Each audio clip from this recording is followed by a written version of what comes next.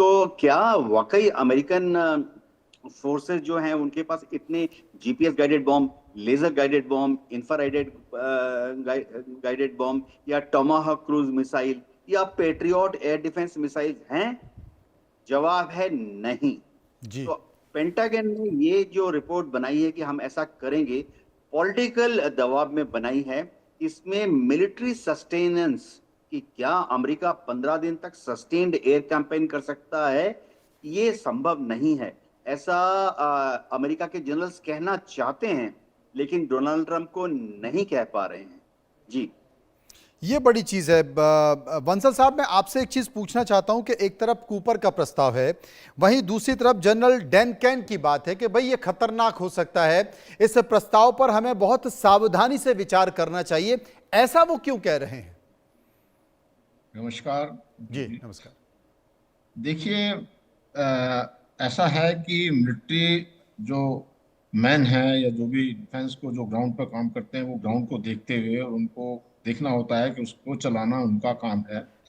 और जो पॉलिटिशियंस हैं, जो डिसीजन मेकर हैं, वो वहाँ पे नहीं होते। तो इन सब बातों को देखा जाता है, बस ऐसी बात नहीं है। फिर भी ये जो सारे प्रस्ताव बनते हैं, ये मिलिट्री स्ट्रेटजिस्ट का ही बात करने के बाद बनते हैं। और ऐसा लगता है कि इस समय अमेरिका के पास और कोई ऑप्शन है नहीं। अब आप देखिए, जैसे पहले बात चल रही थी तो ईरान ने जो है एक सिंगापुर के जहाज पर हमला कर दिया था। इसी प्रकार से अभी जो बात चल रही थी, तो ये मामला उठाता कौन है? ये आईआरजीसी भड़काता है, उठाता है मामला। अभी जॉर्डन के ऊपर, जॉर्डन में जो बेस है अमेरिकन बेस के, उसके ऊपर अटैक कर दिया। अब अमेरिका करे तो करे क्या? जाके जा सकता नहीं है। और एक बात मैं यहाँ बताना चाहूंगा कि देखिए, कोई भी कंट्री है, आज की तारीख में देखा जाए तो डिफेंस कैपेबिलिटीज सबकी इतनी फुल प्रूफ नहीं है कि वो किसी भी तरह के ऑफेंस को या जो अटैक को सहन कर सकें। आप चाहे यूक्रेन रशिया युद्ध को ले लीजिए, कि रशिया की भी डिफेंस कैपेबिलिटी खत्म हो चुकी है, जिससे कि ईरान जो यूक्रेन है वो बराबर हमले करता जा रहा है। इसी प्रकार से सबसे बड़ी प्रॉब्लम आ रही है जो अमेरिका के साथ में, वो थाइड और पेट्रियट मिसाइल्स की है, कि जो कि एक डिफेंसिव हैं, या जो जो इंटरसेप्टर्स हैं वो नहीं है, वो कम हो गए हैं। जैसे कि अभी समझो कि जो पैट्रियट हैं वो करीब 40% रह गए हैं, और जो थार्ड मिसाइल्स हैं जो पहले करीब 800 थी, वो 400 के करीब रह गई हैं, 50%। तो इस प्रकार की बात है। लेकिन अमेरिका और इसराइल दोनों मिल गए हैं, ब्रीफ कर दिया इसराइल ने, तो अभी तो अटैक होगा। और यही एक तरीका है ईरान को काबू करने में। ईरान अपने आप कुछ नहीं कर रहा है, आईआरजीसी कर रहे हैं। और आईआरजीसी में भी वो खुद डिसीजन ले रहे हैं। मुस्तफा को तो पता भी नहीं होगा वो क्या रहा है। या आप ये देखिए, इतनी दूर से वो तो आईआरजीसी उनका नाम ले लेके जो सब कुछ करे जा रहे हैं। और आईआरजीसी नहीं चाहती कि ये युद्ध बंद हो। उनका तो जो सब कुछ, जितने आईआरजीसी हुई या जितने भी प्रॉक्सीज हैं, उनका तो काम ही या उनकी एग्जिस्टेंस ही इस बात पर बनती है कि वो युद्ध करते रहें। तो इन सब बातों को देखते हुए जो अमेरिका बहुत सोच समझ के काफी समय दिया, अमेरिका ने काफी डील दी इराक को, जो है उन्होंने सिर्फ एक कहा कि भी आप न्यूक्लियर बम मत बनाइए। पहले ये भी था कि आप अपने प्रॉक्सी को कंट्रोल करिए, उसके लिए भी उन्होंने वो छोड़ दिया। और दूसरा, मिसाइल की भी बात भी नहीं आई। और उसके अलावा इसराइल के ऊपर भी काफी दबाव डाला गया कि आप लेबनान से अपनी फौजें हटाएं। तो इन सब कुछ करने के बाद में भी ईरान फिर भी अग्रेसिव है और अपनी जिद पर अड़ा हुआ है। तो इसके बाद में अब कोई तरीका रह ही नहीं जाता। अब ईरान जो है उसको काफी मुश्किल का सामना करना पड़ेगा। जी। बीच में यूक्रेन भी आ गया है, जो कैस्पियन सागर में इनकी जो जितने भी कम्युनिकेशन है या जो चले जाएंगे। और बाकी एक अमेरिका ने भी एक चारों तरफ से लैंड लॉक बनाने की कोशिश कर रहे हैं, कि कहीं से भी किसी भी जगह से जो इनका व्यापार ये सब कुछ, हालांकि ऐसा पॉसिबल नहीं है, लेकिन अमेरिका का बहुत बड़ा प्लान है। और प्लान होने का अब जो है उन्होंने सोच लिया है। और ये अब आर पार की लड़ाई है। और इसमें अमेरिका जो है जो घुटनों पर आ जाएगा ईरान, और तभी जाकर के ये बात बनी। जी। अरविंद जी मेरे साथ मौजूद हैं। अरविंद जी, जिस तरीके से कैन चेतावनी दे रहे हैं, क्योंकि अगर इतना बड़ा हवाई हमला प्लान कर लें और कर भी दें, तो फिर दूसरी तरफ से क्या होगा, आईआरजीसी की तरफ से क्या होगा, ईरान की तरफ से क्या होगा, कुछ नहीं कहा जा सकता है। और जब बात बढ़ जाएगी तो फिर मुझे लगता है कि कोई मिसाइल छूटेगी तो वो कहाँ जाकर गिरेगी, कुछ कहा नहीं जा सकता।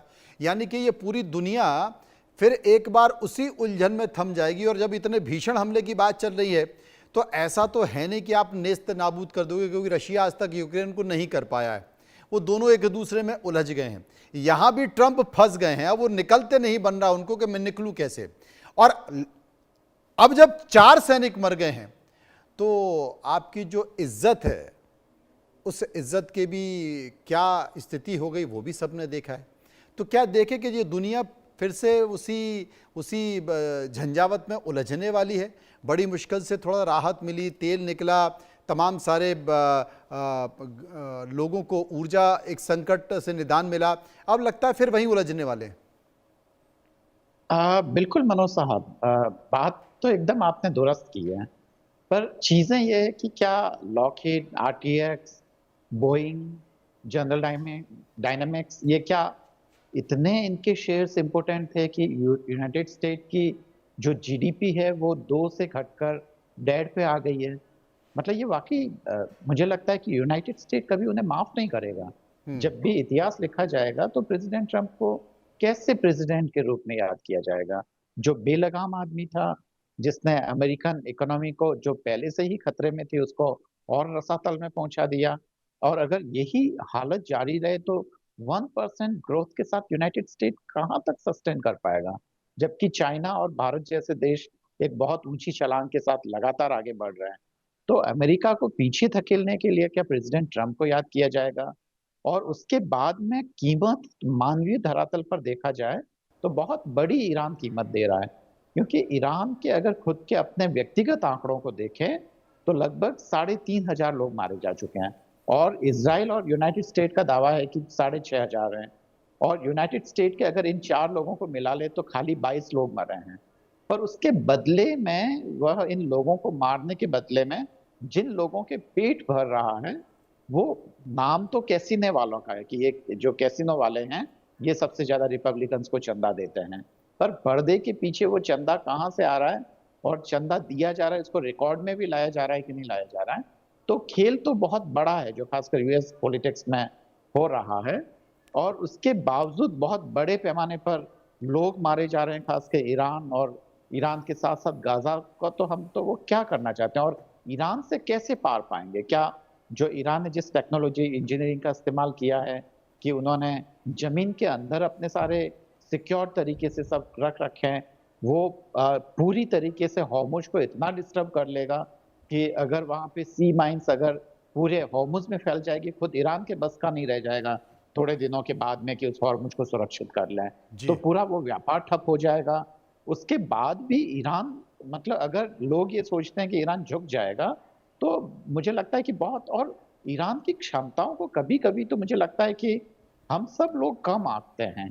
ईरान पूरे मिडल ईस्ट का सबसे ताकतवर देश है, और वो तब जबकि खासकर वो बायोटेक्नोलॉजी, स्पेस वगैरह हर एक में वो बहुत अच्छा काम कर रहा है।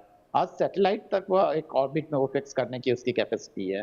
तो इतने, मतलब इतना भी कमजोर नहीं है जितना कि हम सोचते हैं, पर बावजूद उसके, अच्छा रशिया ने कहा था वो डिफेंस सिस्टम लेने के लिए, ईरान ने वो भी मना कर दिया। कारण ये था कि उसको पता था, उसने पहले से ही स्ट्रेटजी बना रखी थी कि हम वहां रुपया खर्च नहीं करेंगे, हम रुपया खर्च करेंगे अटैक करने में। क्योंकि अगर रशिया का S-400 अगर ले लिया होता, जैसा कि व्लादिमीर पुतिन साहब ने कहा था कि ईरान ने बहुत बड़ी गलती की, पर अगर वो ले लिया होता तो अब तक शायद खेल खत्म हो चुका होता। पर ईरान की जो मारने की ताकत है, वो आसपास में जो हमला कर रहा है, उसी के कारण आज वह लीडिंग पोजीशन में है, और उसके बदले में एक बहुत बड़ा सैक्रिफाइस कर रहा है, वहां के लोग मर रहे हैं।